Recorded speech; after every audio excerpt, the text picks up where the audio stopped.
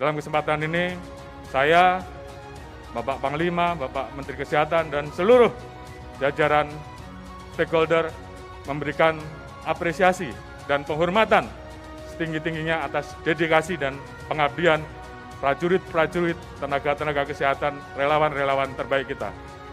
Seluruhnya, hormat! Gerak!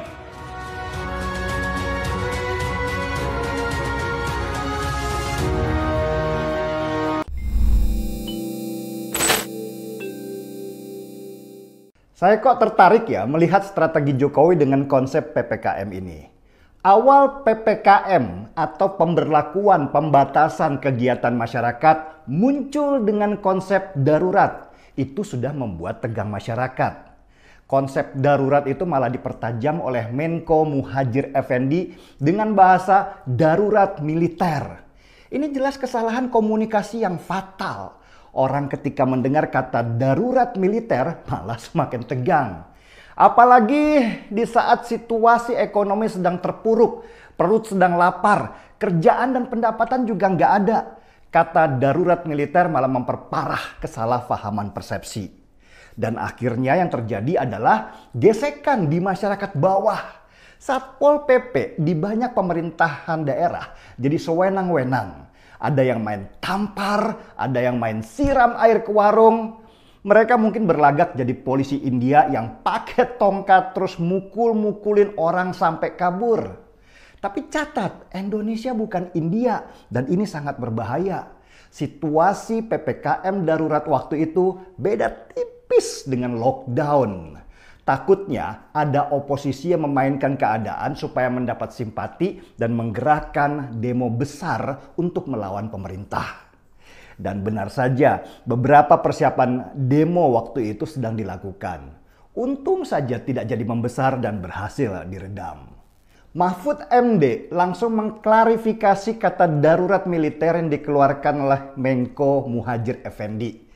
Darurat militer yang dimaksud itu dalam rangka perang melawan penyakit, bukan melawan rakyat.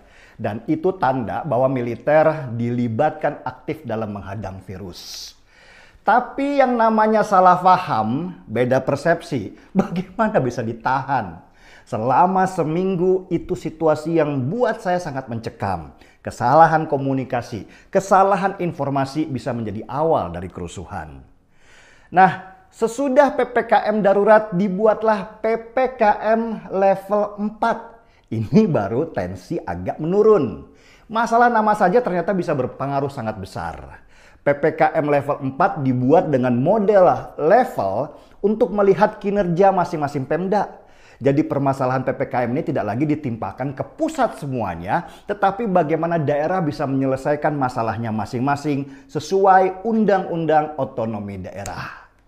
Disinilah saya melihat kemampuan strategis Lord Luhut Binsar Panjaitan yang ditugaskan oleh Presiden Jokowi untuk memimpin perang terhadap pandemi fase kedua yang jauh lebih mematikan daripada fase pertama.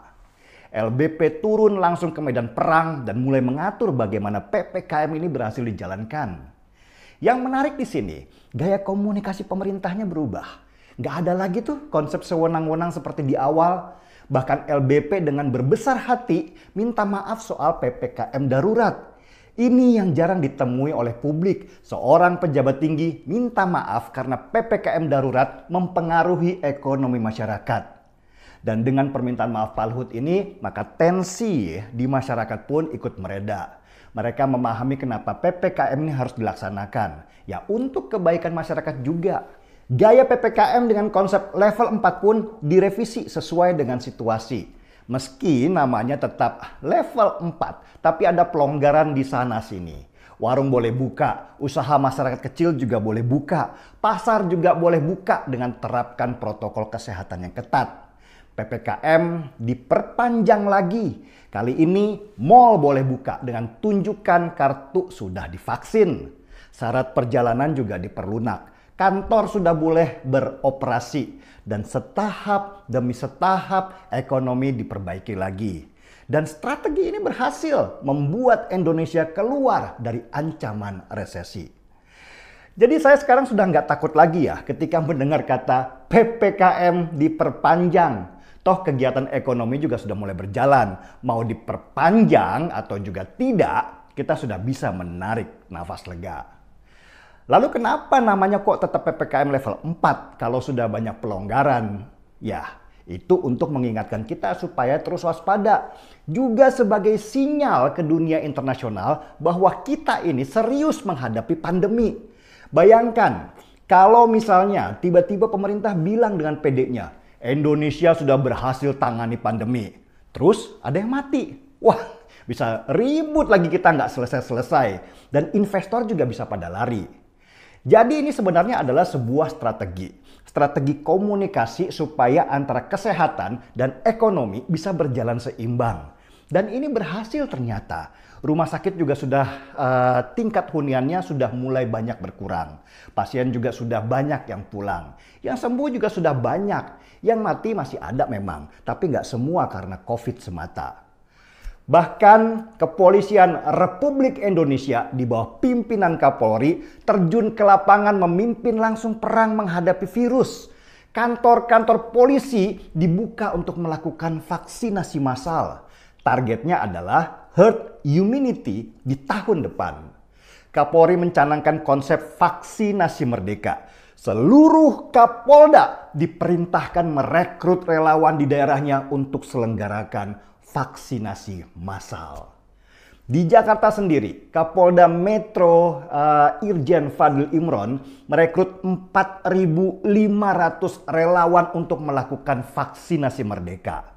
Mereka bekerja selama 6 jam per hari untuk melakukan vaksinasi dan berhasil. Target 100% vaksinasi di Jakarta pun tercapai.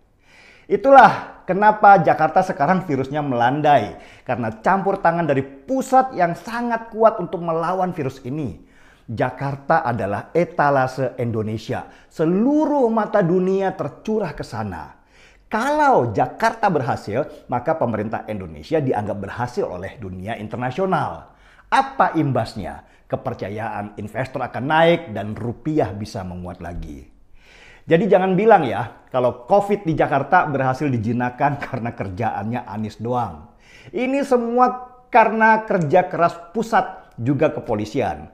Anies nanti aja deh kerjanya ngurusin makam dan foto-foto di kuburan sambil membuat puisi tentang hilangnya harapan.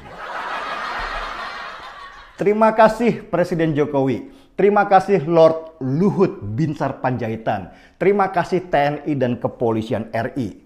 Dan terima kasih juga untuk semua rakyat yang sudah berpartisipasi. Saya yakin kita akan memenangkan pertarungan melawan pandemi ini. Palingan September nanti level PPKM sudah turun dan kelonggaran ekonomi akan mulai diperluas lagi. Dan tahun 2022 awal insya Allah kita akan memulai herd immunity. Hidup berdampingan dengan virus yang sudah tidak berbahaya lagi karena kita sudah terlindungi oleh vaksin sebagai pengaman diri.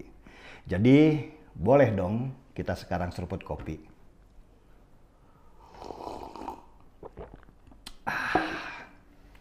Markipi, mari kita ngopi.